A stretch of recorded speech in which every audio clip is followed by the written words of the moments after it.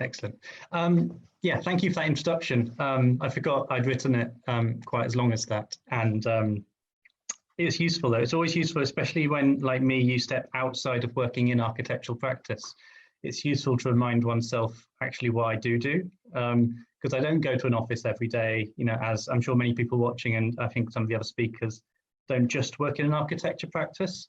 And with a sort of a whole lump of different things that one does, it can be a bit confusing sometimes to place them all and work out exactly how it fits in with any single issue that's being discussed, like this one tonight. So thank you to everyone in Romania at Beta and also Future Architecture Platform for this invite. And like I say, I was curious at first why I was invited. I'm always happy to be invited, but I don't work in architectural practice and I haven't done for 8 years. And when I did, I worked on buildings such as the one on screen here. Historical, important to British national architecture at least. Interesting, but ultimately I realized after a while that I didn't want to be an architect. I didn't want to work in architecture in the way of drawing plans like this sort of labyrinthine floor plans and getting lost in surveys and down to the minute detail of windows. And it was all nice, but it wasn't me. And it took me a long time to work out what I wanted to do in and around architecture. I began to sort of be less interested in this idea of making buildings, which I had always wanted to do and why I studied my first degree in architecture. But I became reconnected, I guess, and interested in the things which circulate as architecture, which is kind of what I do now. The writing about the politics of, the finances of, the social interactions, and all of the kind of the bits that intersect in and out of architecture, which I think often can sometimes be more important than the architectural object and how that's made sometimes. I'm going to get bad emails from angry architects and people in the audience watching it now. And consequently, I didn't accept, because I haven't worked in practice for 8 years, I wasn't entirely sure how I was positioned to talk about the future of architecture and also the future of architectural practice. So instead, I'm thinking about other things around it. So when I left architecture, something that certainly was in my head, but had been insinuated to me and has also been said to people I know that have either not finished their architectural training or have worked in architectural practice and then left, is this sense that they were a failure. They didn't continue to the end, and they didn't see through this sort of ultimate goal of being an architect and fulfilling that destiny. It's been told to me by a number of people that have left and have chosen their careers in education or in art or sculpture or anything else in the world. And there's this certain machismo, which I think is inbuilt in architecture and in architectural education, and this kind of a sort of male dominant thing of fighting your way to the top and, like I say, fulfilling that sort of godlike destiny of being an architect and shaping the future of the world, which I think is not particularly helpful, but also like untrue. That isn't really how architecture is made. And as we go forward, and I'm sure the other speakers are going to be talking about this too, and I think your exhibition, which looks excellent online, all does talk about it. Enough is enough. That isn't really the model maybe we should be looking forward to going forwards.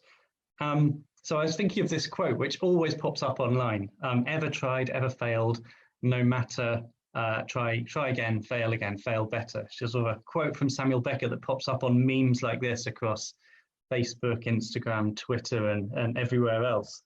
This idea of failing better. And I was thinking about that in relation to architecture and the idea that there is this trajectory of architecture, that there's some ultimate perfection, a utopia that everyone is working towards in the built environment. And every sort of incremental change or idea that you do is working towards that.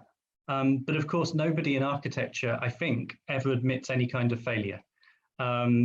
I asked on Twitter earlier, and there was a couple of examples came up of people later in their career that had looked back and said, I'd have done this one thing differently. But this idea that failure is actually something which is part of progress and part of to be human, I think is interesting, because architecture is always seen about success and glory. So there's these things which pop up. So instead of talking about the future of architecture, because I don't know how placed I am to do that, I'm going to talk about possibly the first architect that ever lived to start with, who isn't this? This is a cow. The first architect that we kind of know of was Daedalus in Greek myth. New page. Who arrived in Crete with some kind of reputation as being a bit of an inventor and a bit of a kind of a polymath, including architecture. And he was welcomed by King Minos and his wife, Pasiphae. So I'm going to have a bit of a Greek myth story here, which is probably unexpected for people watching, coming to hear about the future of buildings. King Minos was given a fine white bull as a gift to make a sacrifice. Unfortunately, he found it too fine and too wonderful and magnificent to sacrifice, so he replaced it with one of the lesser beasts from his stock and decided to keep this white bull, this magnificent white bull. The story goes, and I don't know how true the story is, that his wife, whose name I've forgotten, Pasiphae, fell in love with the white bull, had these incredibly lustful feelings towards it, and Daedalus, who was there as this great polymath architect, she approached him and asked him if he could help in some way. And his solution was to create this wooden bull, which was, in the words of Ovid, said it was so lifelike, the bull, it was so lifelike that when she hid inside, this is like a sort of a container for her, she could hide inside, and it was so lifelike that it was mounted by the bull, clear enough to all who, so lifelike, the bull came and mounted as though it was a real cow. And this is where the Minotaur came from, after the bull impregnated her through this architectural shell, which Daedalus, the first architect in the world, had created for the wife of Minos. And the Minotaur was born, and the Minotaur, who Ovid said was clear enough to all who saw her son, but was half beast, half man, a sulky, heavy creature. Minos, embarrassed forever by this living embodiment of his failure to sacrifice this gift. Instead, then again, he turned to Daedalus too, this architect who could solve all solutions to every problem, and asked him to create a labyrinth in which the Minotaur could be sort of secreted and hidden. This is a plan of the Palace of Knossos, which is what we now think is probably what the labyrinth was. And Ovid again described this as a structure full of intricate windings which bewildered the eyes and the feet of anyone who entered it. The countless corridors twined like the serpentine flow of the Phrygian river Meander, which seems to turn back upon its course and meet its own waves. When the building was completed and Daedalus went over it, he, its builder, could scarcely find his own way back to the threshold. So there's this idea that architecture has to be so magnificent and magnificent in size and scale and imagination like this, that you can't even find your way back from what it's become. To finish the story, the beast, the Minotaur, had to be fed 14 Athenian youths every 9 years, who would be thrown into this labyrinth and left to wander around until the Minotaur found them. One of them eventually was Theseus, who had unfortunately already fallen in love with King Minos's daughter, Ariadne. So now it was Ariadne's turn to Daedalus, the architect who could solve all problems, this sort of Thomas Heatherwick of his day, perhaps, or Bjarke Ingels of his day. And she came, and so he helped Ariadne and Theseus a plan of the building and came up with a solution that if Theseus unwound a thread as he went in, he'd be able to find his way back after killing the Minotaur. And he did. He escaped. Minos was furious that his architect had kind of helped all these other people, had helped his wife, had helped his daughter, and hadn't just been the architect to do the things that he told him to do. So there was this thing of the architect, of Daedalus, who had sort of, it's said that he obeyed orders and fulfilled demands unquestioningly, without any moral quibbles getting in the way, has been said about him. And I think there's an interesting thing there about the future of architecture. Do we just obey orders? Do we just follow the instructions of whoever our client is at the time? And if the things we do for that client causes more problems, do we then just turn to another client and then try and solve them ourselves?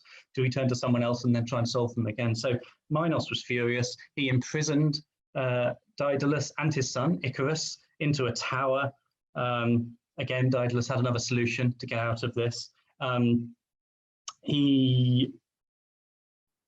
got my notes. So, yeah, so He created wings, as the myth you probably know, wings from feathers from passing birds and wax from candles he'd been given, created wings for he and his son to fly out. His son, as you know, flew too close to the sun to go and see what it was like, and his wings melted. He collapsed to the earth and died. Daedalus didn't. He managed to escape to Crete after he'd got over his probably quite short-lived mourning period. He escaped to Crete. Sicily, sorry, he escaped from Crete to Sicily, where obviously, you know, when you don't fail in architecture always downwards, you fail upwards if you're that kind of architect. In Sicily, he was invited back into another king's court where he created an artificial lake with some early landscaping. He built a fort for the king, and he invented indoor heating, underfloor heating, and created an underground steam bath as well. So there's these, you know, he carried on finding the right clients and doing the right things, as many in architecture do today. Follow this slogan that they fail better. And as we'll see, Samuel Beckett didn't necessarily mean to fail better means to get better. It just means to fail more spectacularly. But, you know, sometimes people get this mixed up. Oh, incidentally, it wasn't the first time he'd accidentally killed someone from the air, because his nephew, Perdix, who was going to become quite a good inventor, who actually invented the saw after seeing fish spines and seeing how they could cut things, how sharp they were. He got a bit jealous of his upcoming nephew and took him up to the Acropolis, and accidentally, after telling him he could fly, pushed him off a building. So he had some history of failing, but that didn't seem to stop him. That didn't seem to stop him climbing up the client ladder. This idea of the labyrinth, which I'll keep coming back to, is something which occurs in architecture again and again and again. It started there with Daedalus, the first architect, building the palace. Here it is in the Gothic period. This is not there anymore, but it was in the floor of Reims Cathedral. In the top right, you have John Orbais. In the top left, Jean Le Goup. Bottom left, Gouchier de Reims. And the bottom right, Bernard de Soissons. And they were the four architects who oversaw the building of Reims Cathedral between 1211 and 1290. So this idea of a building being bigger than the architecture being passed on and passed on. And the labyrinth becoming this emblem of architecture. And it can be seen a lot in representations of architects across the history of art as well. The idea that they kind of created this strange place. They're often shown, architects in paintings, holding models of their drawings as well, of their buildings, like cradling them like babies, which I guess is similar to what we see now in photography of white male architects sort of crowning over utopian models of post-war developments, and this kind of imagery of being bigger than the thing that you created. Got the wrong slide there, sorry. So if Daedalus was that foundational myth of architecture, I'm trying to wonder what that means for us going forward. His arrogance about doing whatever the client demands without question, of this competitiveness of trying to push off and destroy those who might come into your sort of domain. This neoliberal, I guess we have now a neoliberal competitive process within every sort of part of the industry, all industries. So I also wanted to think then, looking back, what other parts of architectural history I thought might be useful to look at for this conversation of the future of architecture and the future of architecture practice. This is, excuse me, The Renaissance by Bertoggia. It's a study sketch for his ceiling painting. This drawing's in the Louvre, and it's the peasants dedicate a temple to Hercules. You can see the temple being constructed at the back. What's interesting is here at the front, you see the architect here holding this sort of the plan on a piece of paper, and being sort of hassled by his benefactors and clients, the rich people who are demanding of him exactly what something should look like, or how something should work, or what the program should be, or what they've demanded to be built for their money. And he's translating their demands into this architectural drawing and then giving it to this chap on the left who's the craftsman, who looks particularly bored of the process that's going on. So there's something here about the architecture as mediator, or to be less romantic, maybe just the middleman, just passing on the demands of a rich benefactor or client, whether that's the church or an individual, to the people who can actually make those things and are excellent at the stonework and the craftsmanship.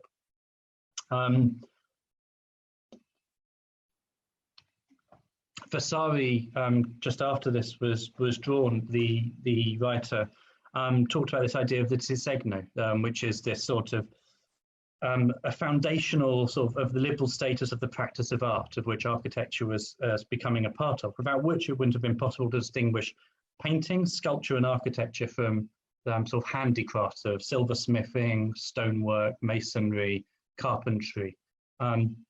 And he talked about this idea of which people like Michelangelo was an early, this is a Michelangelo drawing, trying to elevate architecture away from the craftsmanship side and pulling it into the fine art side.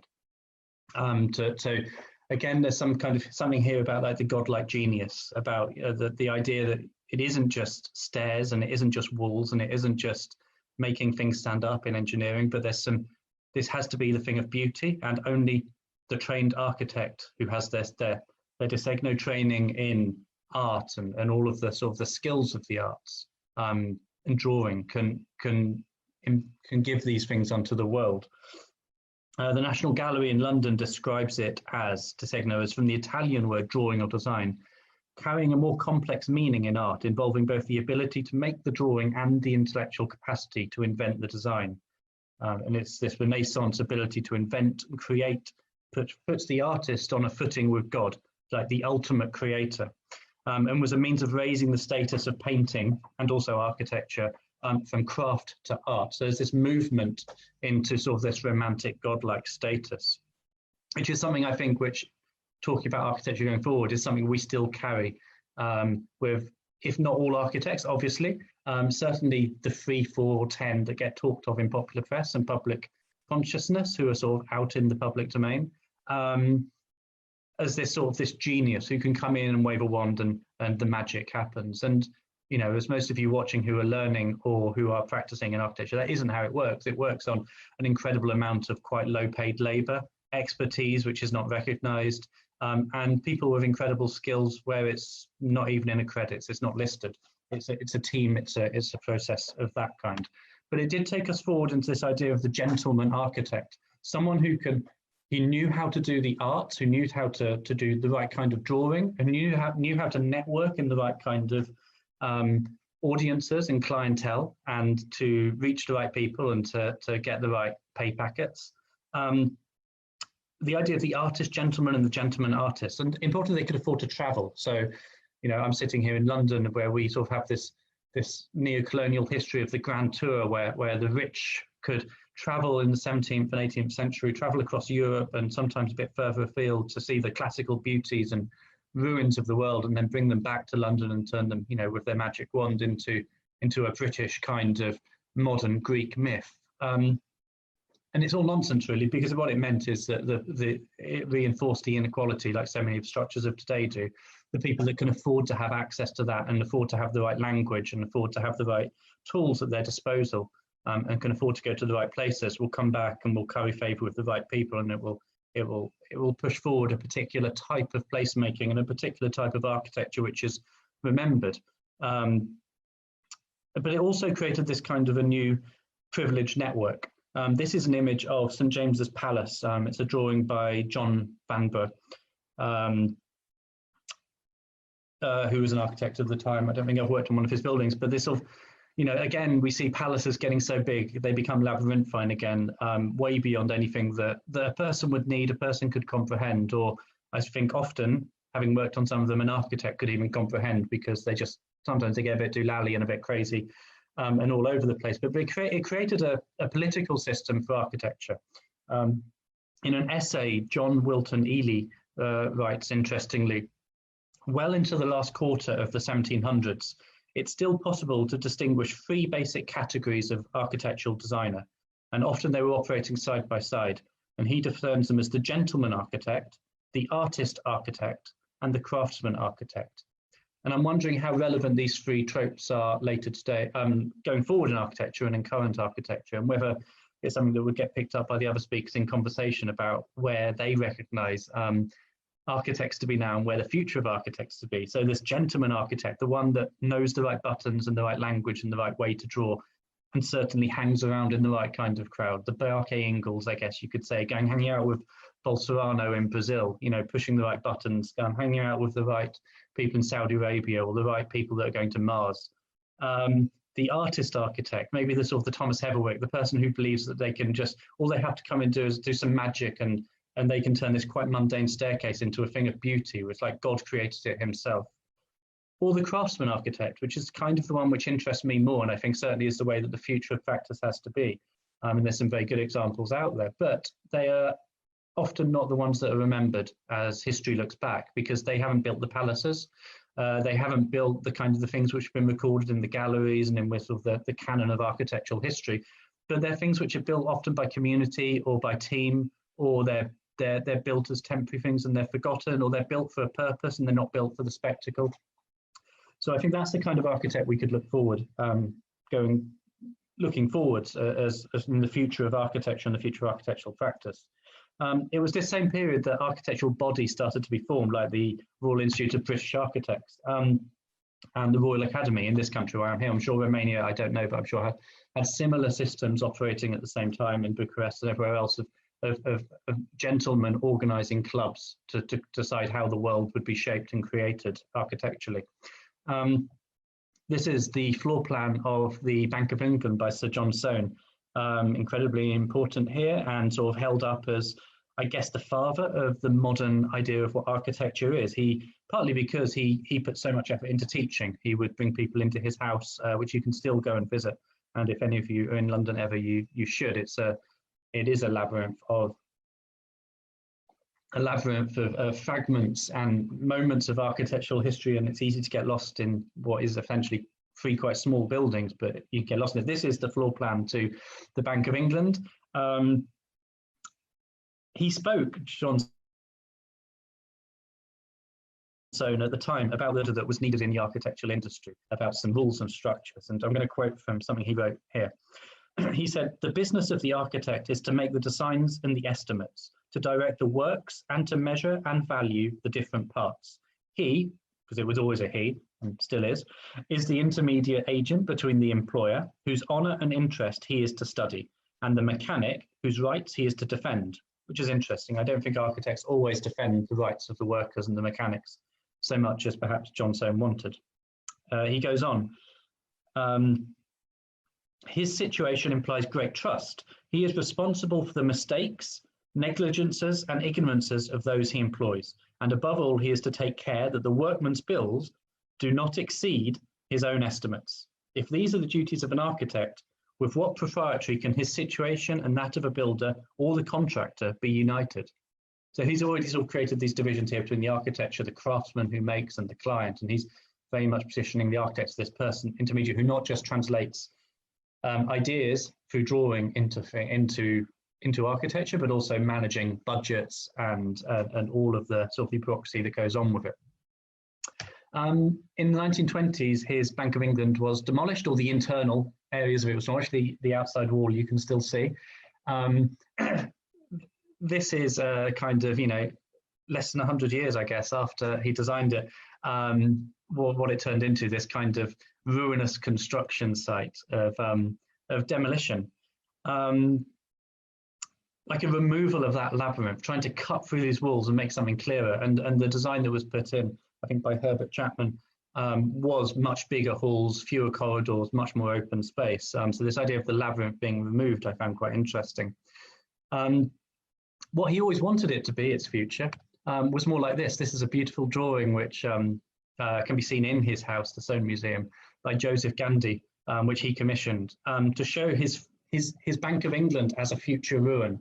This idea that architects often have of creating this, either a thing which will forever remain perfect, just like the digital render will always look like this romantic hovering vision, or as Albert Speer also did, imagining the future ruin, so that this thing would collapse, but it would collapse with a certain kind of glory that would position here, it would position Britishness, his neoclassical architecture, and British colonialism and the capitalism upon which that was inherent, and also is very much part of this building, being the centre of the Bank of England, would be this kind of romantic, not a failure, but a romantic ruinous glory to the past. And that was always how he imagined it. But obviously, it turned into a construction site, more akin to a scrap heap than anything he or Albert Speer kind of romantically envisaged. But it did help to promote this kind of romantic artist-architect idea, suggesting of that godlike genius and profound complexity, which you can see within, which is only revealed with either the passing of time or kind of these deliberate interventions that you take to explain it to everybody. This is Knossos. The Minotaur is not there anymore. You can go there as a tourist and have a wander around, or as I did, go onto Google Earth and have this really beautifully broken, pixelated, kind of weird version of it, which I kind of like. It just adds another layer of otherness and weirdness and complexity to what the labyrinth, I think, is. And I wondered, looking at this and looking at this digital breakdown, I kind of wonder what the future ruins of architecture we build now will be. They won't remain the beautiful CGI images that people put in the planning documents or in the marketing brochures on the newspapers. And I wonder if this kind of decay, of this digital decay, is something akin to what kind of the future digital ruin will be. Or will we just have like contaminated wastelands or a mess of digital artifacts, or will they be sort of navigable or reusable in some way?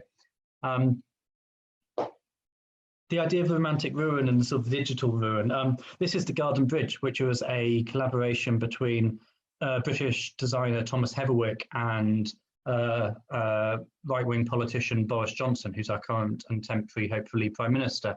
It was never built. It was never built because lots and lots of people, including myself, helped oppose its construction on lots of grounds: environmental, cost, politics, all sorts of things, heritage.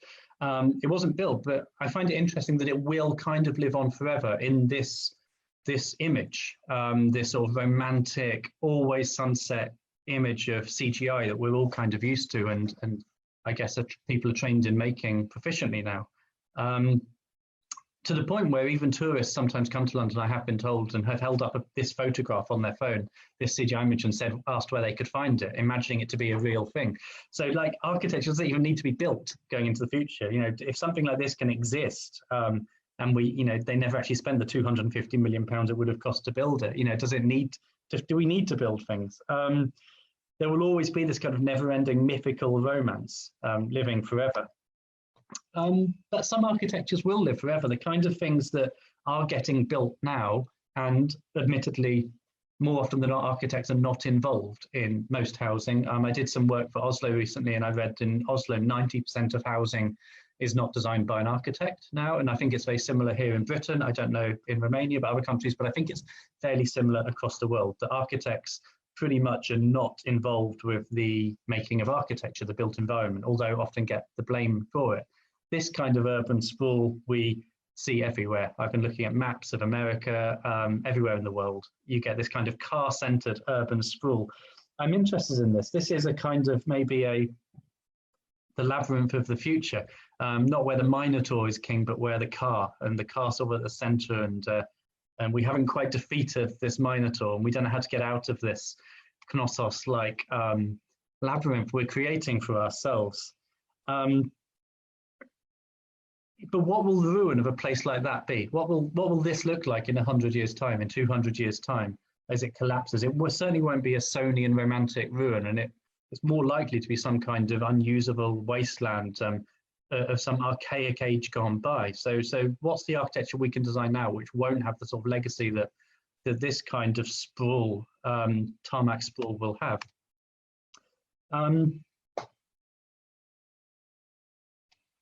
Oh, beg your pardon. Sprawl isn't just in landscape too. Like, this is one building I saw last week that's proposed for Dublin. It's called a co-living building, although they never mentioned the word students, I think. It kind of looks like a halls of residence because Dublin's such an expensive place for people to buy or to rent, Dublin and Ireland. I think this is kind of the neoliberal solution for certain living requirements in the future. Lots and lots of shoebox sized rooms where you can just about fit a bed and a sink in, and then these sort of small, rather pathetic little shared spaces, all linked in these sort of labyrinthine corridors. And it's really such a depressing future. And again, I think there is an architect behind this, rather sadly, but you know, nearly all the architects that we encounter on day to day and watching and talking next won't be designing things like this. But this is the kind of Knossos of the future. This is really depressing. And when I saw this the other day, I posted on Twitter before I even knew what I was going to be talking about here.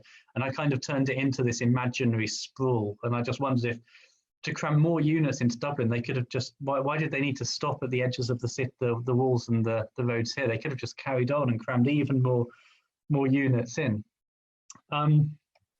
So I'm coming sort of towards the end. But I think again of that phrase we started with, ever tried, ever failed, no matter, try again, fail better. And how in memes and images that sort of travel around the internet, and this quote kind of is one of them, it's completely taken out of context. If you read the book that Samuel Beckett wrote, which is a short book, Westward Ho, lots of things can be read into that book. It sort of belies a singular meaning. But what it really didn't mean is this kind of very Silicon Valley tech entrepreneur, tennis players have got this tattooed on their arms. It's such a sort of a trope for neoliberal times of failure can be absorbed and built into a system to become stronger, better, to beat people off and to become the victor. What he actually wrote was this: all of old, nothing else ever. Ever tried, ever failed, no matter, try again, fail better. I don't know if I can read the rest. Oh, so I got it here. First the body, no. First the place, no. First both, now either, now the other. Sick of the other, try the other. Sick of it, back, sick of the either. So on, somehow on, till sick of both. Throw up and go, where neither, till sick of there. Throw up and back. The body again, where none. The place again, where none. Try again, fail again. Better again, or better worse. Fail worse again, still worse again, till sick for good. Throw up for good, go for good, where neither for good, good and all. But that doesn't fit on most memes that get passed around on Instagram and Twitter. That's far less snappy, it's far less succinct, and it doesn't fit in with that sort of ideological progression that is so romantically told through them all. It also talks about utter failure, utter abysmal failure, things not working, things collapsing, things becoming proper ruin, throwing up. You can't fail. You're failing so much, you're actually throwing up, and you're throwing up again. Your body has stopped working because you failed so much. That's what Samuel Beckett is talking about. And it's been turned into this sort of Instagram meme, into just take that failure on board and fail better next time. When actually he meant fail better as in fail bigger. The failure is a bigger failure. Mike O'Connell in Slate magazine wrote about this phrase, and he said, what has happened here is that a small shard of fragmentary and difficult work of literature has been salvaged from the darkness of its setting, sanded and smoothed of the jagged remnants of that context. This is the process by which a piece of writing becomes a quote, a saying, a linguistic object whose meaning is readily apparent, useful, and endlessly transferable, like a coin in the currency of wisdom. And I think, to go back, I think of this kind of architecture, this kind of Instagram-ready architecture, which is all about that single quote, the one-liner image, and is not about the complexity or the confusion from which architecture emerges and will have to continue to emerge as we head into economic precarity, we head into climate breakdown, and we head into potential authoritarianism around different places, and the confusions of which shape architecture. This kind of image is, for me, the equivalent of that quote, ever tried, ever failed, no matter, try again, fail better. It's meaningless without the context. It works as a one-liner and everyone will pass it around and think, oh, that's beautiful, that's wonderful. And we'll probably never go and read the book or really think about the bits of writing which sit around the outside of it, which actually tells a very different story. So sort of to sum up, and I don't really, I said this was going to be a bit of a labyrinth of a talk and it wasn't going to be a succinct ABCD. Maybe there won't be ruins in the future. There might not be ruins. This idea of the material passport, which I think in France, I think maybe has taken a lot. I think in Northern Europe and Denmark, and certainly here in Britain, people are trying to push for it a lot more. Architects Journal, where this image comes from, are doing a campaign to push for it a lot more, a magazine, by which every single element of a building, from the screw to the mastic to the types of glass to the types of brick is all in a singular passport of that building, in both a digital a version, a digital twin of that building, but also in a document which can be extrapolated from. So which is great when you're putting things together, you know exactly what goes where and where it's from and the provenance of it and the sort of the carbon embedded in it. But when you start to take that building apart, or you have to take a wall down to expand it, or you need to build another 10 floors on top, or its purpose is gone, so you need to take all the bits out and turn it into something else. You have this passport to take these bits apart.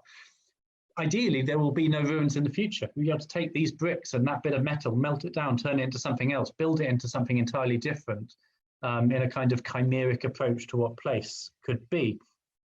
And I think back to the sort of the vanity and the greed and arrogance of Daedalus here at Knossos, and wonder if we can change that sort of hardwired imaginary as well of the architect going forward, that powerful godlike genius.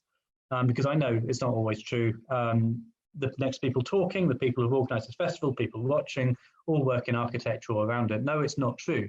Those 15 or 20 big godlike architects are not representative of the people that work in the industry or what the industry really does. That kind of the vanity and the greed and that sort of that genius which is presented. I also think of degrowth. This is an image from the 2019 Oslo Architecture Triennale, which was curated around the theme of degrowth.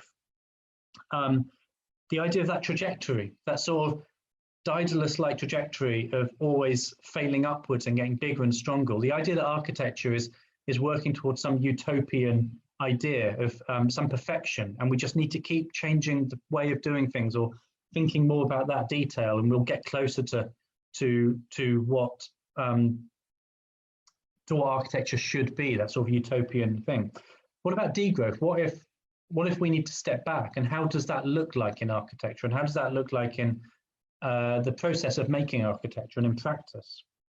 Because in a world of degrowth, again, there's either two things. There's either no ruins because we're taking everything down, as I mentioned, like material passports, and reusing it and repurposing it, rearranging it and reshaping it. Or we consider everything to be a ruin and we accept that we live amongst the ruins, and that's fine. The ruins is a part of us, we are part of the ruins, and we need to work with that going forwards. And I also think of Gordon Matta Clark, the American artist, who drilled these beautiful holes through buildings, firstly in Chile, and then in Paris, and then in New York. He studied architecture at Cornell University. He didn't go on to become an architect, and I think some people at the time probably called him a failure too, because he didn't follow that destiny. I'm sure he'd have been a fantastic architect. But he went into fine art, and in a way has had more of an effect on public consciousness of architecture perhaps than many architects. And I think being outside of architecture but looking in is really useful. And I think this idea that he's illustrated here in this image of having to understand the labyrinth, to understand all of these different interconnected elements and these rooms and these levels, to be able to understand that journey and that passage through it, so you can drill these holes through it,